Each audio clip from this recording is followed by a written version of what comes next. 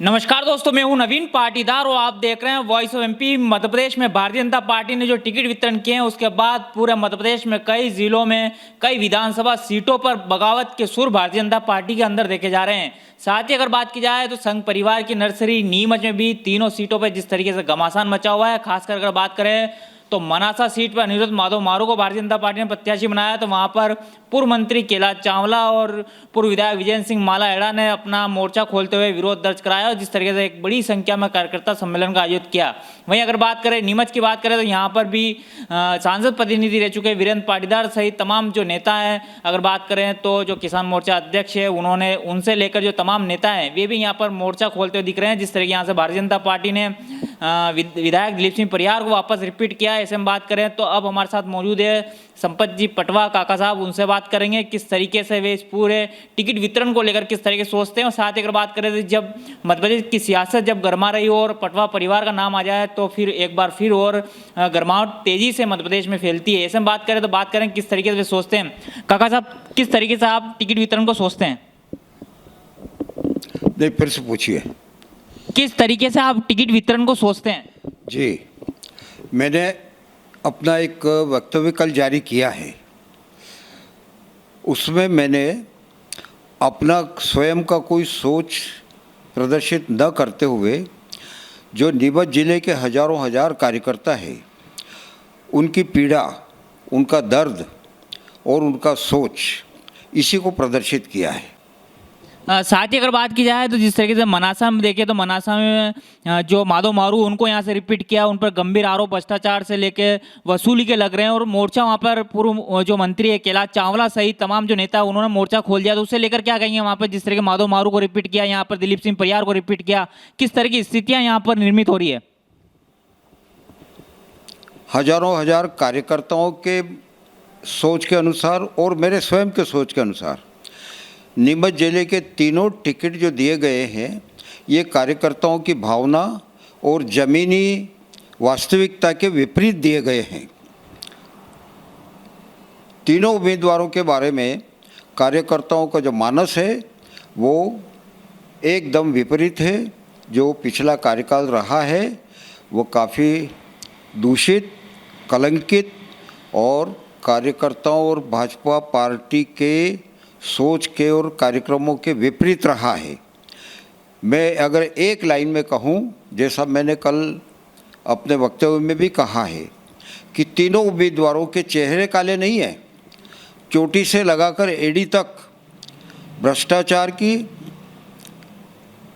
भाजपा के कार्यक्रमों के विपरीत, कार्यकर्ताओं के सोच और आशाओं के विपरीत, सभी प्रकार से एकदम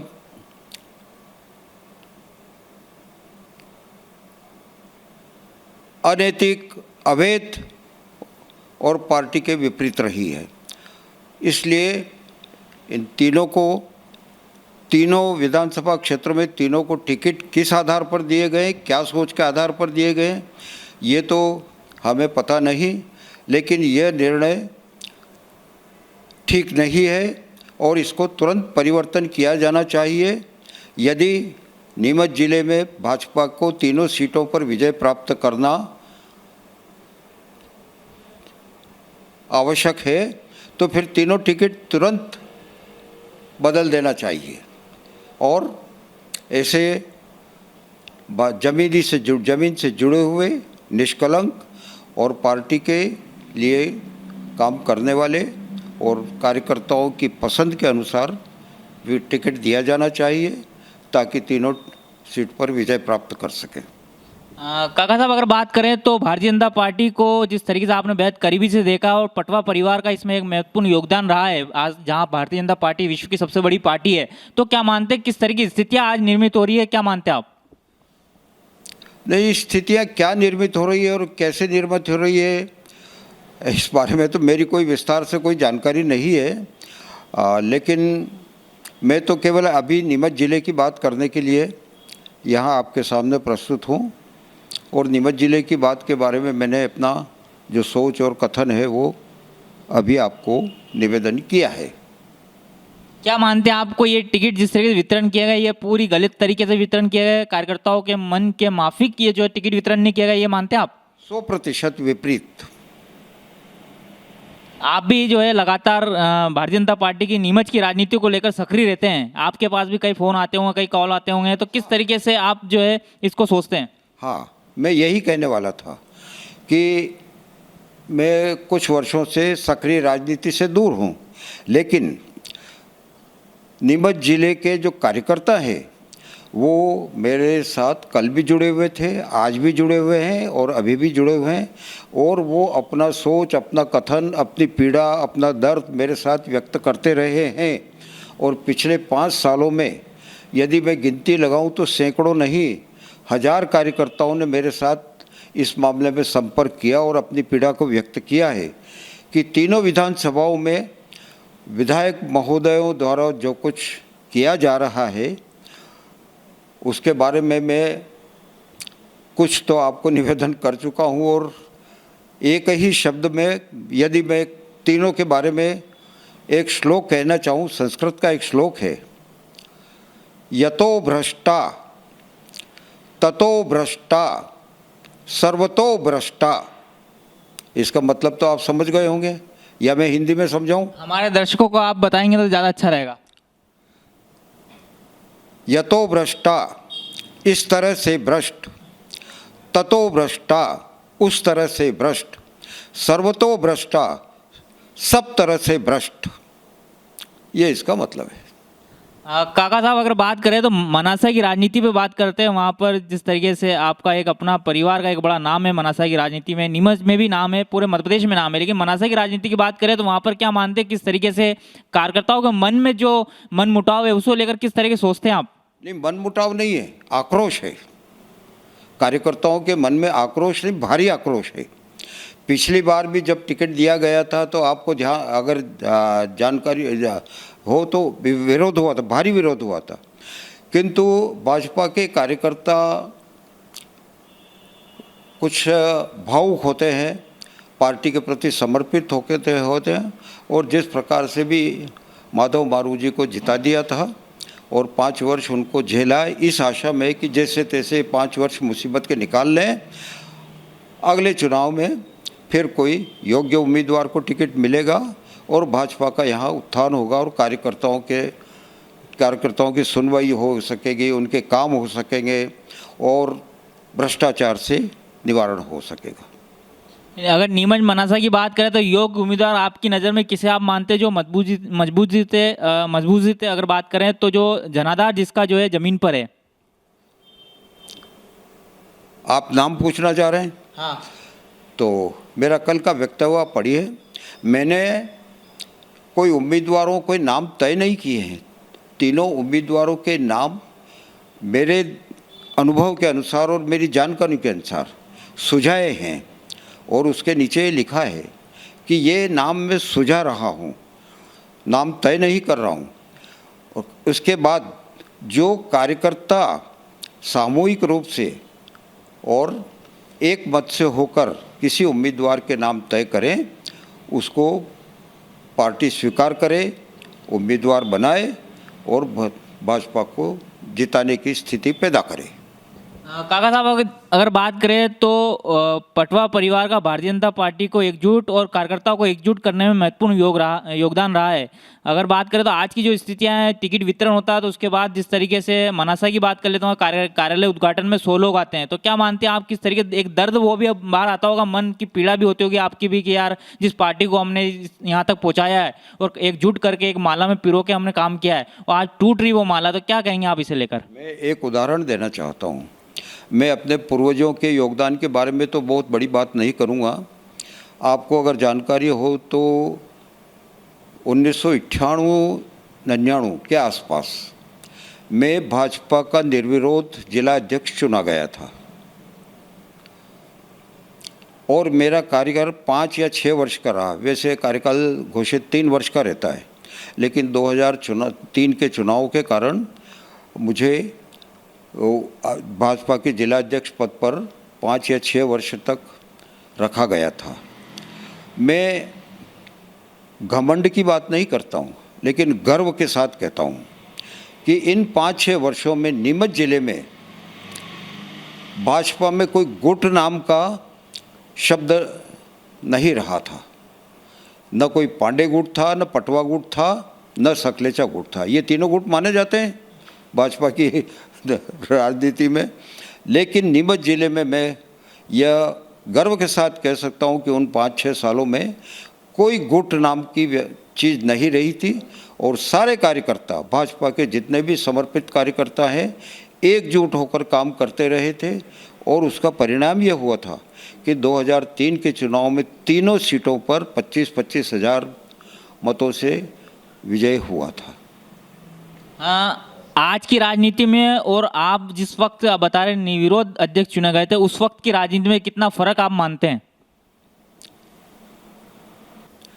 भाजपा की राजनीति में हुआ है और उनका नाम है नरेंद्र जी मोदी। उन्होंने जो दिशा दी है और जिस दिशा में वो देश को ले जा रहे हैं और पूरे भारत को ले जा रहे हैं, वह सनातन पुरातन की सनातन और पुरातन के साथ आधुनिकतम टेक्नोलॉजी को देश में स्थापित कर इस देश को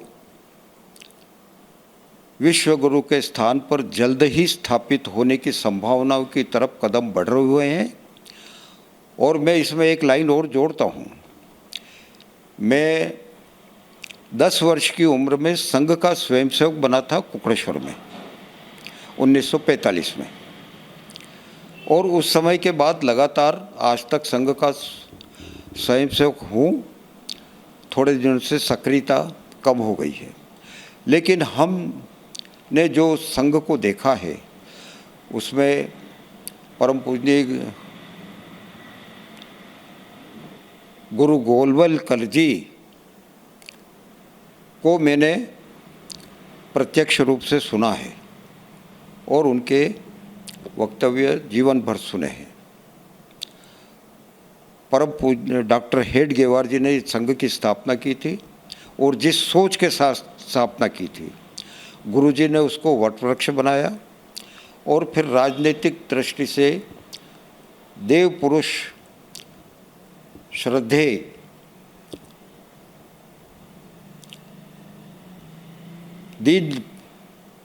पंडित दीनदयाल जी उपाध्याय, अटल बिहारी जी वाजपेयी और ऐसे अनेक महापुरुष जिन्होंने एक भारत के बारे में सपना देखा था कि 1500 वर्ष की गुलामी के बाद हम वापस इस भारत को उस विश्व गुरु के स्थान पर पहुंचाएं। वो सपना इस 100 वर्षों के कार्यकाल में धीरे धीरे धीरे धीरे बनता बिगड़ता आपको जानकारी हो तो संघ पर 2-3 बार प्रतिबंध लगे हैं राजनीतिक कुटिलता के कारण। लेकिन जब जब भी प्रतिबंध लगा, संघ दुगनी क्षमता के साथ उभर कर आया है। और आज तो आरएसएस जिस स्थान पर है वह देश के शायद घर घर गांव में घर घर में पहुंच चुका है। और अभी जो आशा एक पैदा हुई है कि उन महापुरुषों ने जो सोच देश के बारे में सोचा था वह अब पूरा होने जा रहा है। एक देव पुरुष का अवतार हुआ है जिसका नाम नरेंद्र जी मोदी है। उनके सोच और उनके कार्यक्रमों के और उनके नेतृत्व में देश पुनः उस दिशा में तेज़ी से आगे बढ़ रहा है। और हमें अब उम्मीद है कि अगले 5 से 10 वर्षों में यह भारत विश्व गुरु होगा और सारी दुनिया का नेतृत्व करेगा। अब पीड़ा यह है कि सर्वोच्च स्थान पर सारा कुछ ठीक है, दूसरे स्थान पर भी लगभग कुछ ठीक है, लेकिन जो तीसरा एक धरातल है जिनके हाथों में अभी नेतृत्व की कमान है, तीसरा जो मोर्चा है वहाँ काफ़ी कुछ सुधार की आवश्यकता है। वहाँ काफ़ी कुछ पराभव हुआ है, नुकसान हुआ है, और जो एक लाइन मैंने कहा है कुछ लोगों के बारे में, वह अनेक लोगों पर लागू होती है। यतो भ्रष्टा ततो भ्रष्टा सर्वतो भ्रष्टा। काका साहब, अगर बात करें 3 जगह आपने बताई है, क्या दिल्ली सही है, भोपाल सही है, या फिर जो है ज़मीन पर जो मौजूद नेता है वो सही है? कौन कहाँ पर? दिल्ली भोपाल का नाम मैंने नहीं लिया। जो हमारी पार्टी का जो शीर्ष नेतृत्व है वो, और जो प्रदेशों में और सेकंड लाइन का नेतृत्व है वह, मैं नेतृत्व के बारे में बात कर रहा हूँ। जिनके हाथों में संगठन का, संघ का नेतृत्व है, उनके बारे में मैं कह रहा हूँ।